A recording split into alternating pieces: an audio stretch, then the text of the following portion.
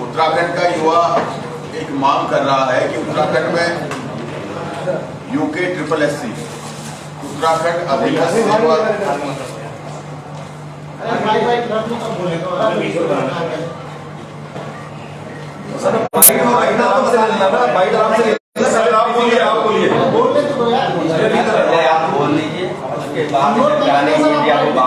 पहले हम लोग नोट कर लें ताकि हम लोग लिख लें।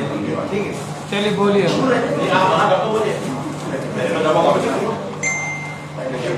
यार पहले आप इन्हीं लोगों को कर लीजिए, बाद में उत्तराखंड में पिछले 6 वर्षों से उत्तराखंड का बेरोजगार युवा सरकार से ये मांग कर रहा था कि उत्तराखंड में UKSSC उत्तराखंड अधीनस्थ सेवा चयन आयोग और उत्तराखंड लोक सेवा आयोग में जो सरकारी नियुक्ति की भर्तियां हो रही हैं उनमें भ्रष्टाचार हो रहा है। सरकार इसका संज्ञान ले और जांच कराए। विधानसभा के सत्र में कांग्रेस पार्टी ने तथ्यों के साथ सवाल को विधानसभा के पटल में रखा, साक्ष्य रखे, प्रदेश में प्रदर्शन किया, बेरोजगार संगठन ने प्रदर्शन किया, सचिवालय घेराव किया। उसके बाद जांच हुई तो 45 से ज्यादा लोग दोषी पाए गए। लेकिन पहले दिन से कांग्रेस पार्टी का हो, चाहे उत्तराखंड के बेरोजगार युवाओं का हो, चाहे बेरोजगार संगठन का हो, एक ही मांग थी कि इन भर्ती घोटालों की जांच CBI से कराई जाए। लेकिन सरकार CBI से जांच कराने को तैयार नहीं हुई। STF से जांच कराई, सरकार STF की जांच की और अपनी तारीफ करती रही। मात्र 2.5 महीने 3 महीने के अंदर लगभग सारे दोषी 75% दोषी साक्ष्यों के अभाव में हाईकोर्ट से जमानत पर छूट गए। लोक सेवा आयोग का भ्रष्टाचार का पिछले विधानसभा के सत्र में तथ्यों के साथ, साक्ष्यों के साथ कांग्रेस पार्टी ने विधानसभा के सत्र में साक्ष्य रखे कि लोक सेवा आयोग भी भर्तियों में घोटाले कर रहा है। सरकार ने संज्ञान नहीं लिया और मात्र विधानसभा सत्र के 1.5 महीने बाद पटवारी का पेपर लीक हो जाता है। पटवारी पेपर लीक होने के बाद पूरे उत्तराखंड का आवाम, उत्तराखंड का बेरोजगार संगठन, उत्तराखंड के बेरोजगार युवा, कांग्रेस पार्टी CBI जांच की मांग कर रही है और कह रही है कि पहले आप दोनों आयोगों की CBI जांच करवा लीजिए और उसके बाद आप परीक्षाएं करवाइए। लेकिन सरकार ने आनन फानन में दोबारा पटवारी की परीक्षा कराई, जिसमें कई जगह पे छात्रों ने ये बात कही कि जो पेपर की सील है वो टूटी हुई है या ऊपर से जुड़ी हुई है। जगह जगह से बात आई। नकल विरोधी कानून लगाकर उन युवाओं की आवाज को दबा दिया गया। और फिर अब कल जो कनिष्ठ सहायक की जो परीक्षा हुई है, उस परीक्षा में भी धांधली सामने स्पष्ट आई है। 4 सेट पेपर के बनते हैं, उन चारों सेटों में 100 के 100 क्वेश्चन सेम होते हैं, लेकिन उनकी नंबरिंग अलग होती है। क्वेश्चनों का सीरियल नंबर बदलता है, ऑप्शंस का सीरियल नंबर बदलता है। ये पहली बार लोक सेवा आयोग ने परीक्षा कराई, जिसकी हम कह रहे हैं कि CBI जांच कराकर आप रोको, उसके बाद परीक्षाएं कराओ। सरकार नहीं मान रही है। 4 सेट बने और 4 के 4 सेट सेम है, कोई परिवर्तन नहीं है। कोई परिवर्तन नहीं है मतलब कि सारे ऑप्शन सेम है, नंबरिंग सेम है। यानी नकल को सीधे सीधे आमंत्रित किया गया है। A, B, C, D चारों सेटों पर रेप्लिका है एक दूसरे के पूरे सेम है, मतलब कि एक ही सेट को 4 हिस्सों में बांट दिया गया है। ये पहला पन्ना खोलो सबको प्लीज, सब सेम है। फोकस करके दिखाइए प्लीज इसको। अब आप समझिए कि इसमें अगर एक पर्ची ये दे दी जाए कि पहले का आंसर C, दूसरे का D, तीसरे का B, तो एक पर्ची कहीं भी चली जाएगी तो सिर्फ ABCD याद करके जाना है और पूरे पेपर को में आप नकल करवा सकते हैं। तो ये नकल करवाने के उत्तराखंड के आयोग नए नए तरीके इजाद कर रहे हैं। इसके अलावा कल भी ये शिकायत आई है कि बहुत सारे परीक्षा केंद्रों पर सील टूटी हुई मिली है, कई जगह सील ऊपर से चिपकाई हुई मिली है और कई जगह पर पेपर पुस्तिका का अनुक्रमांक और OMR सीट का अनुक्रमांक दोनों अलग अलग है।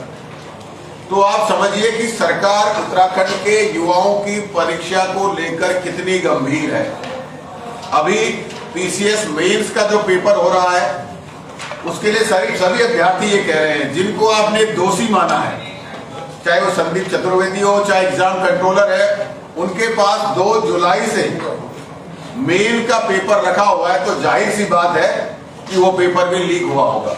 लेकिन सरकार अपनी हठधर्मिता कहिए या संलिप्तता कहिए, या तो सरकार अपने घमंड में इतना चूर हो गई है कि वो उत्तराखंड के युवाओं के भविष्य को सुरक्षित नहीं करना चाह रही है, या सरकार इस भ्रष्टाचार में पूरी तरीके से संलिप्त हो गई है, जो जल्दीबाजी पेपर कराने की और CBI की जांच न कराने की जिन सरकार ने पकड़ रखी है।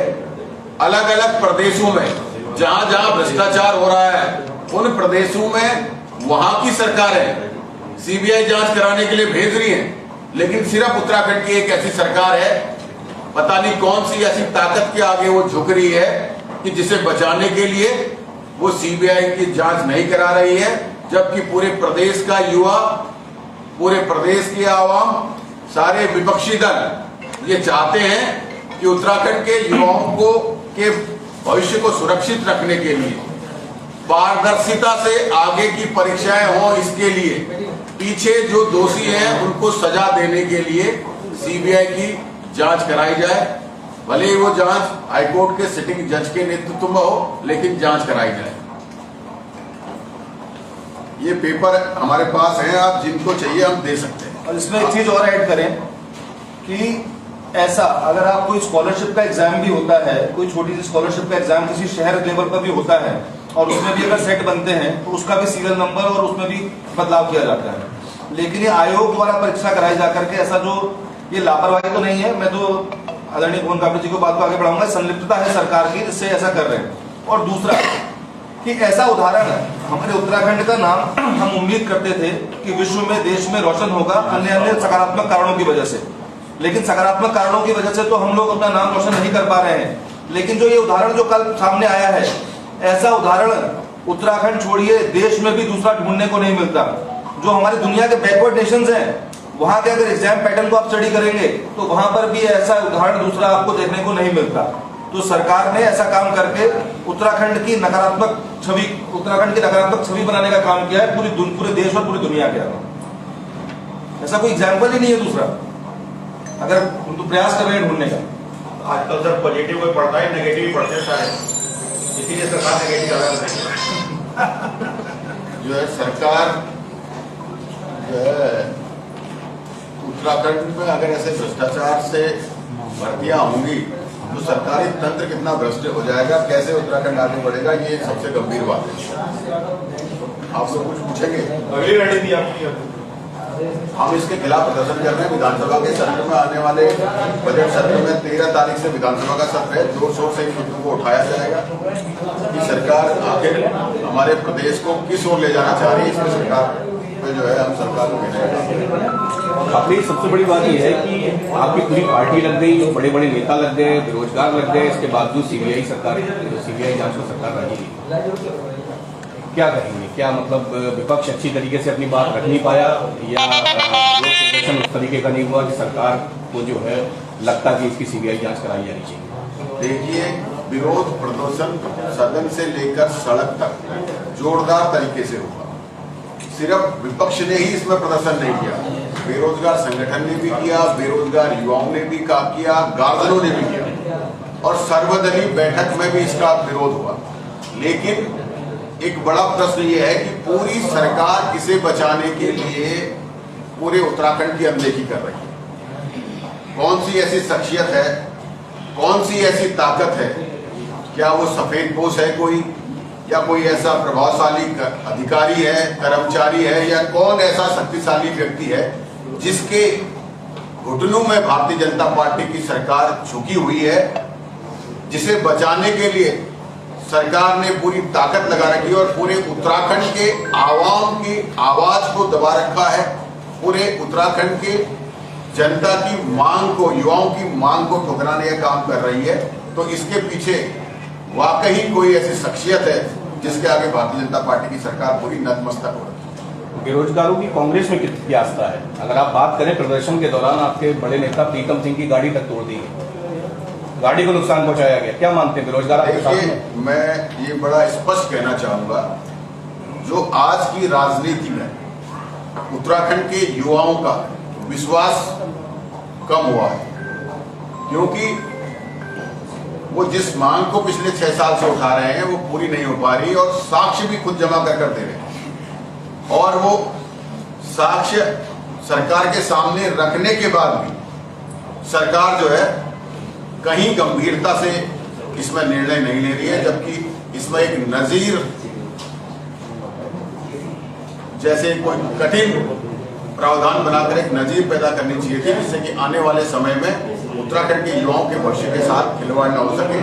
और सरकार, मैं ये भी कहना चाहूंगा, जब युवा आवाज उठा रहा है तो सरकार पुलिस के दम पर युवाओं की आवाज का दमन करना चाह रही है। वो देहरादून में लाठीचार्ज हो या 307 जैसी संगीन धाराओं में बेरोजगार संगठन के युवाओं पर मुकदमा लगाने की बात हो, चाहे प्रदेश में प्रदर्शन कर रहे बेरोजगार युवाओं या एनएसयूआई के हमारे यूथ कांग्रेस के साथियों पे पुलिस का लाठी बांधना, पुलिस का मुकदमा लिखना, जो युवा कोचिंग में पढ़ रहे हैं और रणनीति बना रहे हैं कि सरकार जो गलत कर रही है हम उसके खिलाफ जाएंगे, तो कोचिंग संस्थानों के लोगों को पुलिस के माध्यम से धमकाना, ये सब कर आवाज को दबाने की कोशिश कर रही है। भुवन जी, मेरा एक सवाल है, अभी आपने एक बात कही कि सरकार किसी अधिकारी के घुटनों में नतमस्तक हो रही है, आप अभी आपने कहा, मैंने अधिकारी नहीं कहा, सफेद पोश, मैंने कहा कौन सी ऐसी वो शख्सियत है, वो सफेद पोश है, अधिकारी है, कर्मचारी है, या कौन ऐसा प्रभावशाली है? ठीक, आप बहुत खोजी हैं, मैं जानता हूँ, वकील तो जानता हूँ आपको कि आप बहुत गहराई तक चले जाते हैं और सब कुछ खोज के निकाल जाते हैं। उसका नाम बता दीजिए। जब पता चलेगा तो आपको आपको सब पता है। नकल विरोध कानून को लेकर के मुख्यमंत्री का जगह जगह स्वागत किया जा रहा है। देखिए, अगर नकल विरोधी कानून स्वागत योग्य होता तो मुख्यमंत्री का स्वागत उत्तराखंड के बेरोजगार युवा कर रहे होते। मुख्यमंत्री को भारतीय जनता युवा मोर्चा से अपना स्वागत नहीं करवाना पड़ता।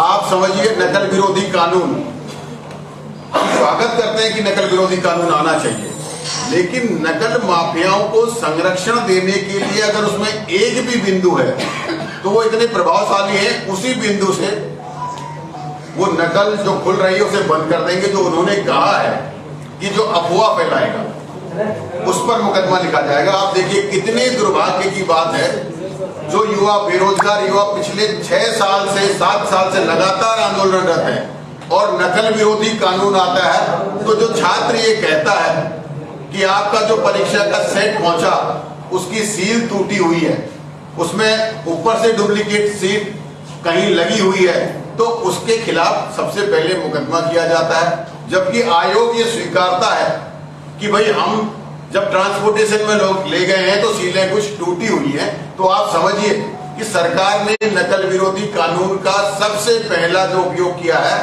वो जो युवा आवाज उठा रहे हैं, जिनके अंदर एक हिम्मत पैदा हुई कि हम भ्रष्टाचार के खिलाफ बोलेंगे, हम जो है रोजगार में भ्रष्टाचार के खिलाफ बोलेंगे, जहां हमें दिखाई देगा उसको हम बताएंगे सोशल मीडिया के माध्यम से, उन पे मुकदमा लगाकर उनकी आवाज को दबाने के लिए इस कानून का उपयोग